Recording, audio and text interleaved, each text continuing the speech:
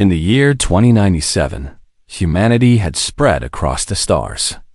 People lived on distant planets, mining asteroids for resources and building cities among alien landscapes. But even though humans were scattered across the galaxy, they weren't united.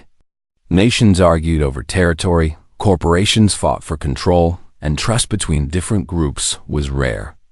Despite all their progress, humanity still struggled with its old problems. Dr. Alara Voss stood at the edge of a crater on Kelith Prime, staring up at the strange ruins towering above her. She was part of an expedition team sent by Earth to explore this desolate moon. No one knew who or what had built these structures, but rumors said they belonged to a mysterious race called the Architects. Legends claimed that the Architects were ancient beings who had shaped the universe itself before. Disappearing without a trace, Alara adjusted her helmet and sighed. Her job was to study languages, not climb mountains or fight off wild animals. Still, she couldn't deny the thrill of standing so close to something so old and unknown. The ruins looked like giant stone blocks stacked unevenly, as if they'd been thrown together by some cosmic storm. Faint glowing symbols covered every surface, pulsing softly like heartbeats. They seemed alive, shifting colors whenever someone moved too close.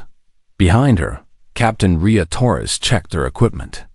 Ria was tall and strong, with sharp eyes that missed nothing. She carried a weapon slung over her shoulder, just in case. "We should move carefully," she said. "This place gives me bad vibes." Alara nodded but didn't reply. She was too busy scanning the symbols with her handheld scanner. The device buzzed loudly as it tried to decipher the markings.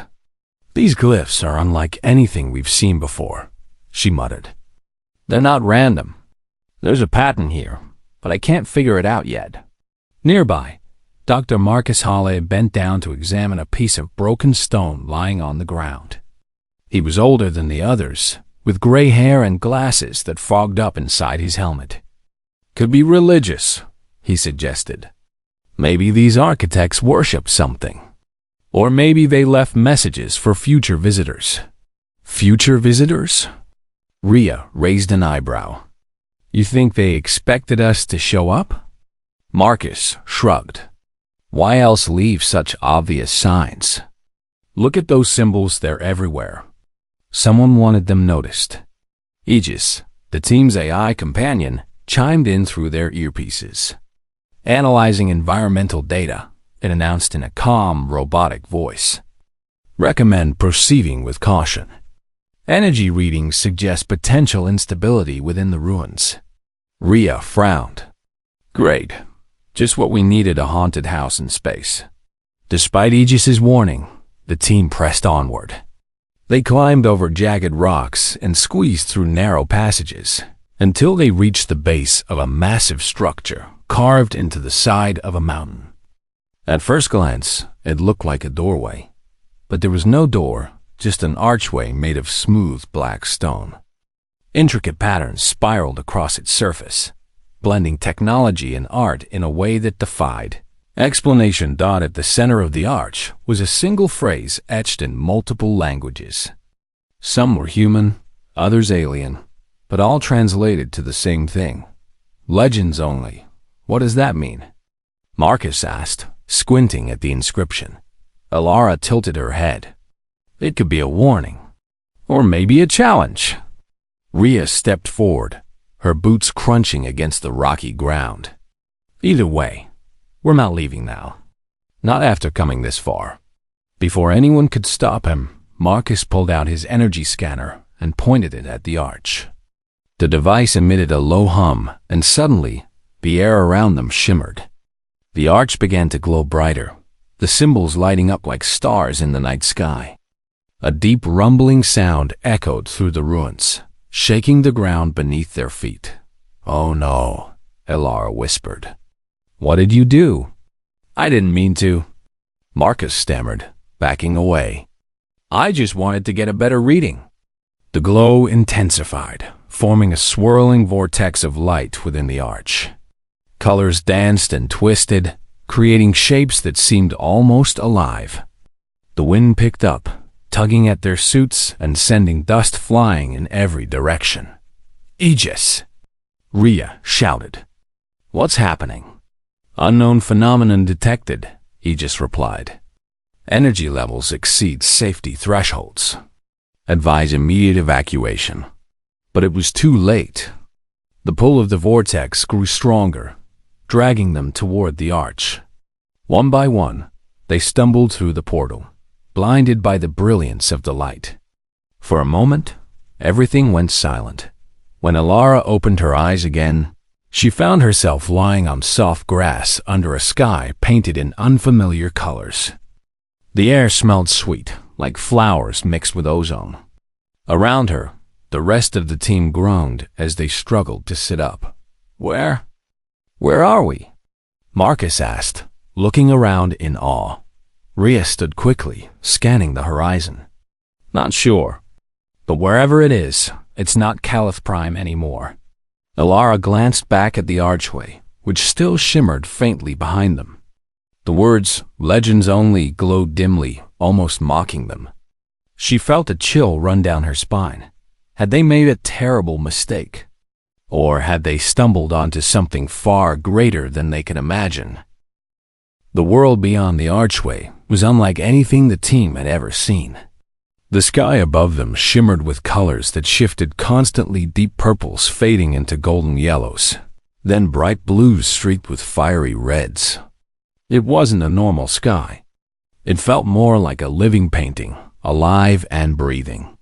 The ground beneath their feet was covered in soft grass, but it glowed faintly, as if lit from within. Strange plants grew around them, their leaves made of crystal-clear material that sparkled in the light. Dr. Alara Voss took a cautious step forward, her boots sinking slightly into the glowing grass. She turned to look at her teammates. Captain Rhea Torres stood nearby, her hand resting on the weapon strapped to her side. Dr. Marcus Hawley was already kneeling, examining one of the crystalline plants with wide eyes. Aegis, their AI companion, remained silent for now, its systems struggling to process the bizarre environment. This isn't possible," Marcus muttered, running his gloved fingers over the smooth surface of a plant. "These things shouldn't exist. They're part organic, part machine. How does that even work?" Alara didn't answer. She couldn't take her eyes off the landscape stretching out before them. In the distance, towering spires rose high into the sky. They looked like they were made of glass or some kind of translucent metal, reflecting the shifting colors of the heavens. Between the spires floated islands, chunks of land suspended midair, connected by streams of light that flowed upward instead of down. "It's beautiful," she whispered, almost forgetting where she was. But beauty alone didn't explain why they were here or what dangers might lurk in this strange place. Rhea stepped closer to her. "Beautiful doesn't mean safe," she said sharply. "We need to figure out where we are and how to get back." Alara nodded. "Agreed. Let's start by checking the area. Maybe there's something here that can help us understand what this place is." As they began walking, the air around them vibrated softly, as though the entire world was humming. Every few seconds, they heard whispers carried on invisible winds. The sounds were faint, almost indistinguishable, but they sent shivers down Alara's spine. She glanced at Rhea, who seemed equally uneasy. "Do you hear that?" Alara asked quietly. Rhea nodded. "Yeah, sounds like voices, but I can't make out what they're saying." "They're not human," Marcus added, looking up nervously. "At least, I don't think so." Aegis finally spoke up. "Environmental analysis incomplete. Current physics models incompatible with observed phenomena. Recommend caution. Thanks for stating the obvious." Rhea muttered under her breath. They continued moving toward the nearest structure, a massive building shaped like a pyramid, but constructed entirely from those same glowing materials.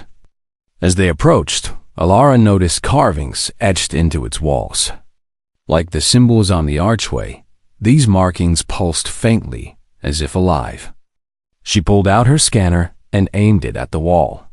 "These glyphs are similar to the ones we saw earlier," she said, frowning. "But they're different too. More complex." Marcus leaned in to look. Maybe they're instructions? Or warnings? Before anyone could respond, the ground trembled beneath their feet. Everyone froze, staring at each other in alarm. Then, without warning, the earth split open, revealing a deep chasm filled with molten liquid that shimmered like gold. Out of the crack emerged massive constructs, towering machines fused with animal-like features.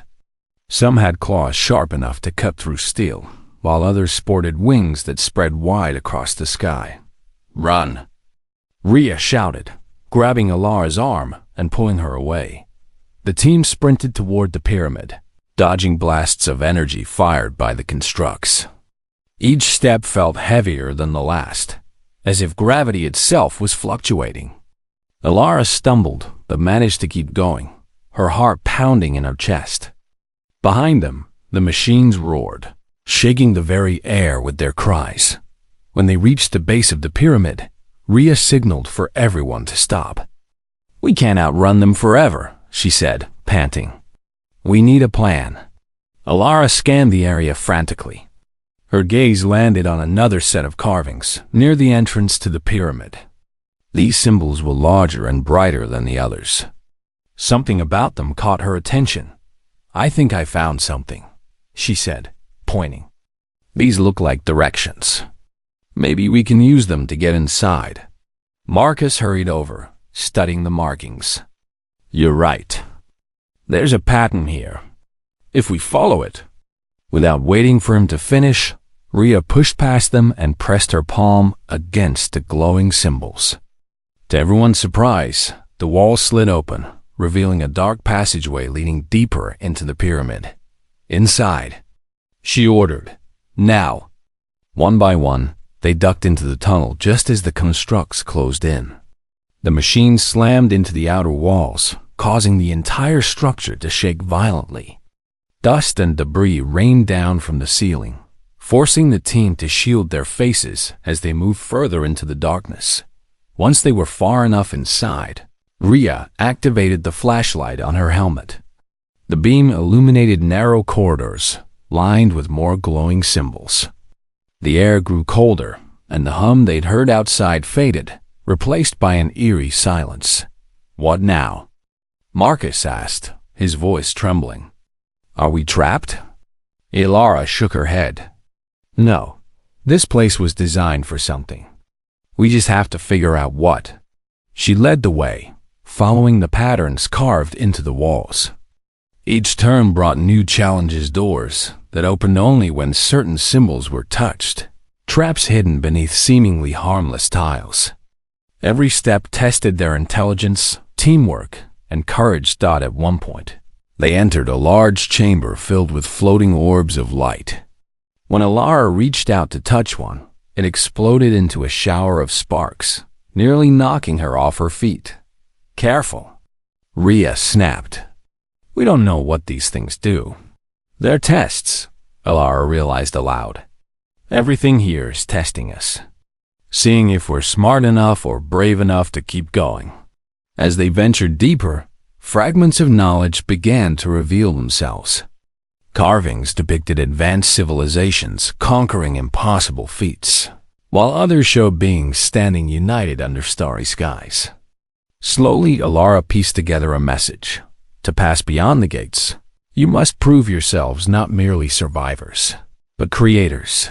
The words echoed in her mind, filling her with both hope and dread. Whatever awaited them at the end of this journey, it would demand everything they had, and perhaps more. The deeper they went into the pyramid, the stranger things became. The narrow corridors gave way to vast chambers filled with puzzles and obstacles that seemed impossible to solve.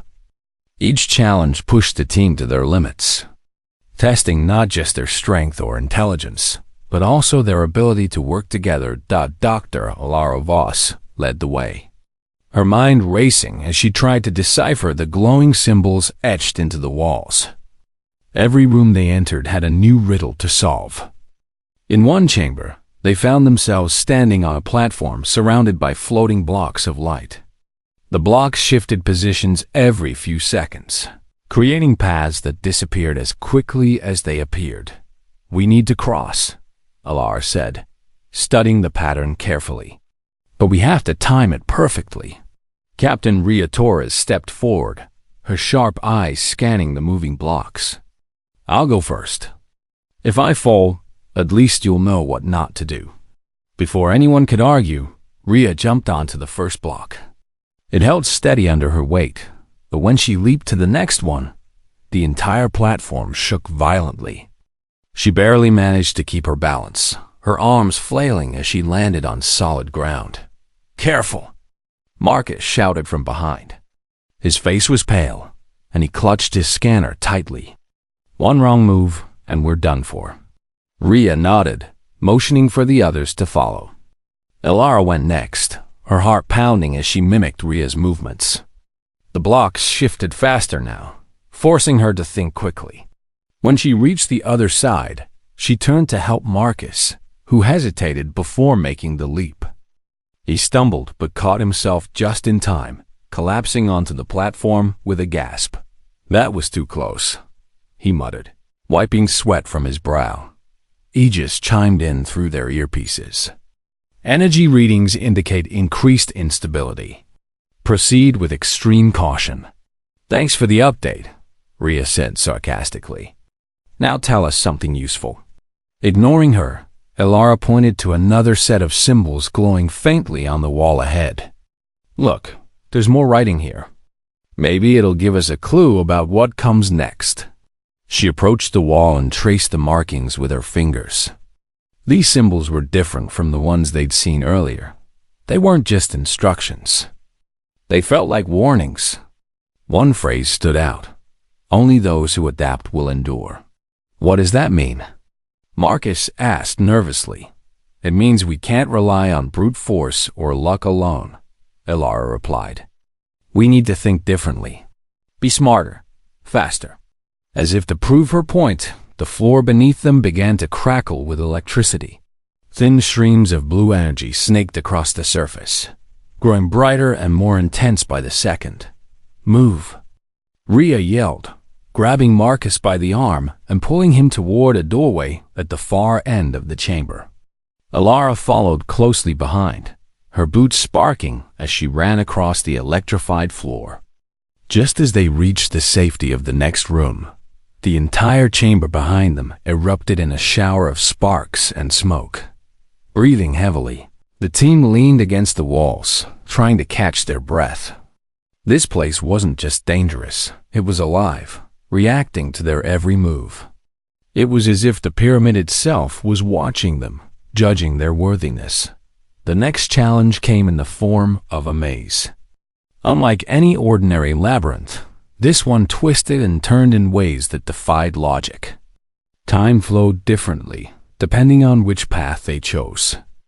In some areas, minutes stretched into hours, while in others, seconds passed in the blink of an eye. "This is insane," Marcus muttered, checking his watch repeatedly.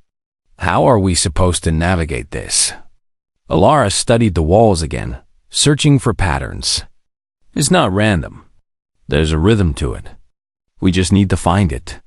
With her guidance, they moved cautiously through the maze, listening for subtle changes in sound and temperature. At one point, they heard whispers echoing around them, soft voices speaking in languages none of them recognized. The words were jumbled, but there was a melody to them, almost like a song. "Do you hear that?" Alara asked, tilting her head. "It's guiding us." Ria frowned. "You sure? Sounds like white noise to me." "No, listen. It's getting louder." Following the sound, they eventually found themselves in a circular room with tall crystal formations rising from the floor. Each crystal emitted a low hum, vibrating at a slightly different frequency. Above them, a massive orb of light hung suspended in the air, pulsing gently. "This looks important," Marcus said, stepping closer to examine the crystals. "Maybe we have to activate them somehow." Ilara nodded. "These frequencies must correspond to something. If we tune them correctly..." She pulled out her scanner and began analyzing the vibrations. After a few tense moments, she figured out the sequence. With Rhea and Marcus helping, they adjusted each crystal until the hum synchronized into a single, harmonious note. The orb above them shimmered brightly, then split open, revealing a staircase leading downward. "Well, that was easy enough," Rhea said dryly, though her voice betrayed her relief. But the trials weren't over yet. As they descended the stairs, they entered a cavernous hall filled with holographic projections of planets, stars, and galaxies. The images shifted constantly, showing scenes of civilizations rising and falling, wars being fought, and peace being forged. It was overwhelming, like witnessing the history of the universe unfold before their eyes. In the center of the room stood a pedestal, atop which rested a glowing sphere. The moment Ilara touched it, the vision stopped, replaced by a single message written in multiple languages. "To pass beyond the gates, you must prove yourselves not merely survivors, but creators. Show us why your kind deserves to inherit what lies ahead." Ilara stared at the words, her mind racing. "Creators," she whispered. "That's what they want from us. Not just answers, but innovation." Rhea crossed her arms. "So how do we show them we're creative geniuses? Start building rockets?" "No," Ilara said thoughtfully. "We use what we have. Work together. Build something. Anything." Inspired, the team pooled their resources. Using spare parts from their equipment, fragments of glowing crystals, and even pieces of their suits, they constructed a small device capable of interfacing with the pedestal.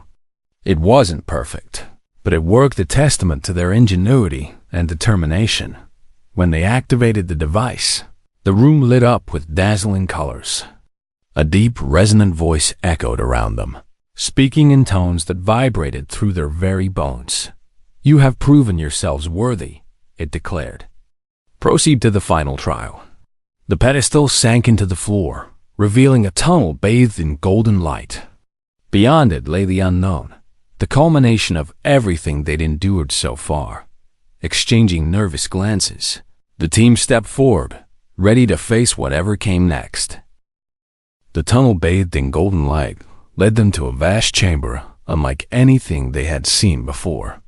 The walls stretched endlessly upward, disappearing into a haze of shimmering mist. In the center of the room floated a massive sphere made of shifting energy, its surface rippling like water but glowing with an otherworldly brilliance.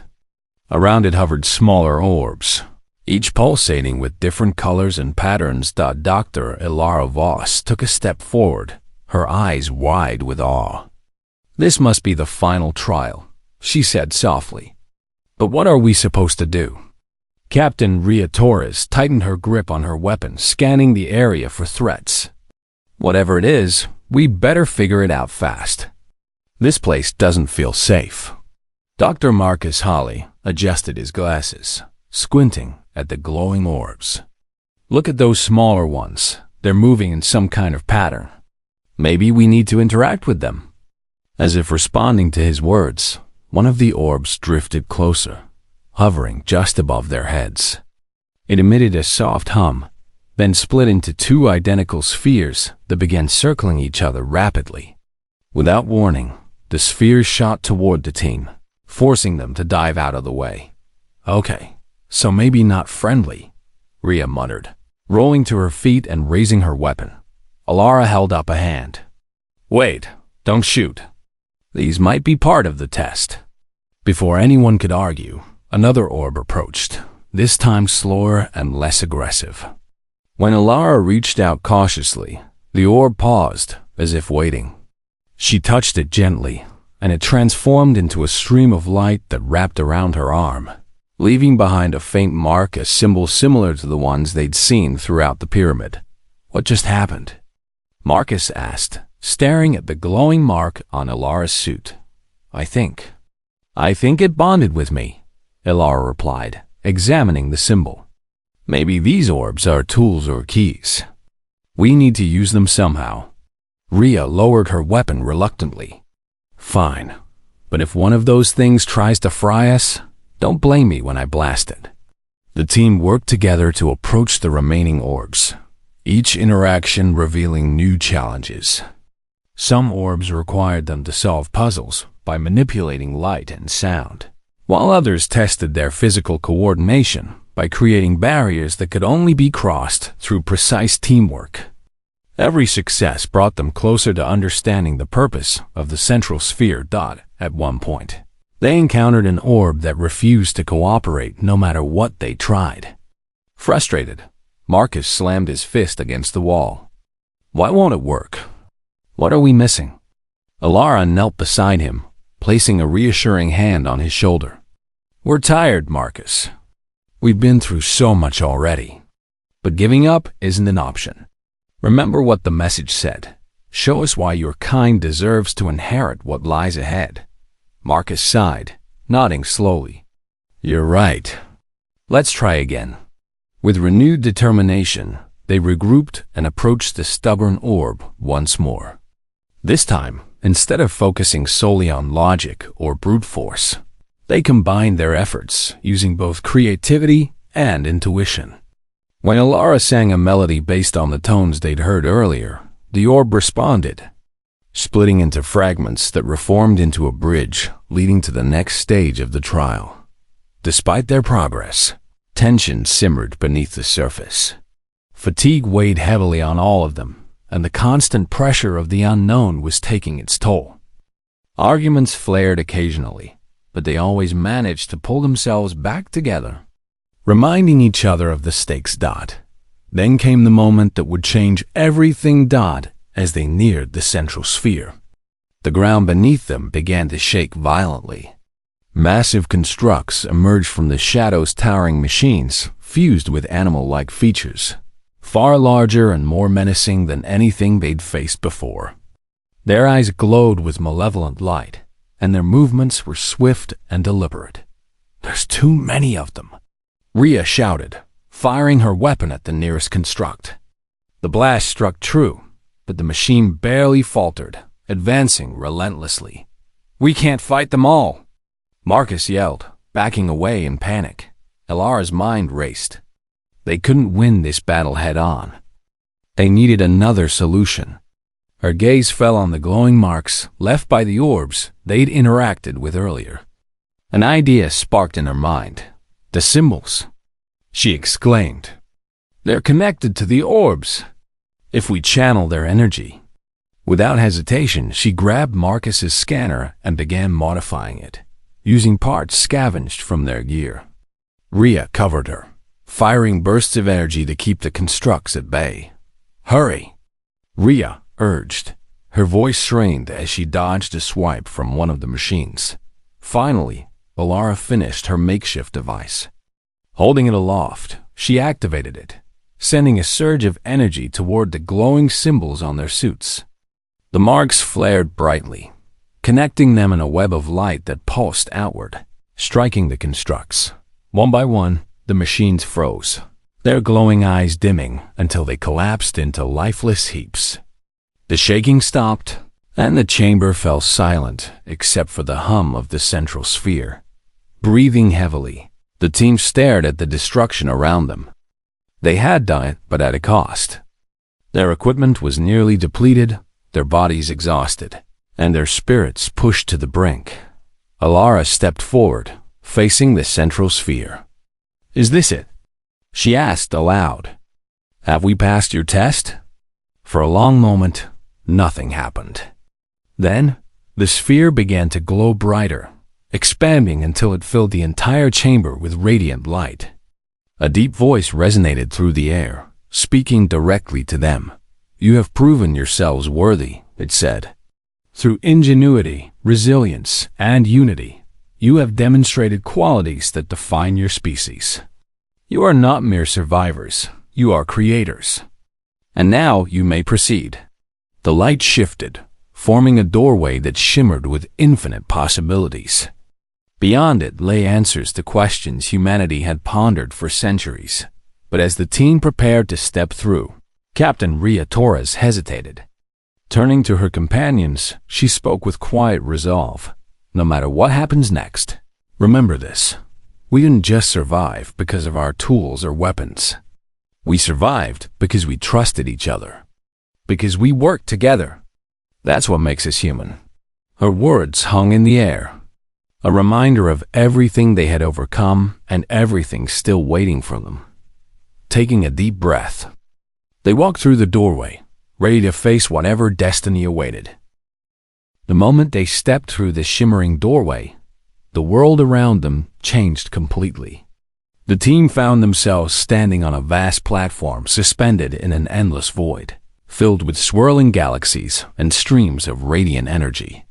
Stars twinkled in the distance, their light stretching across unimaginable distances.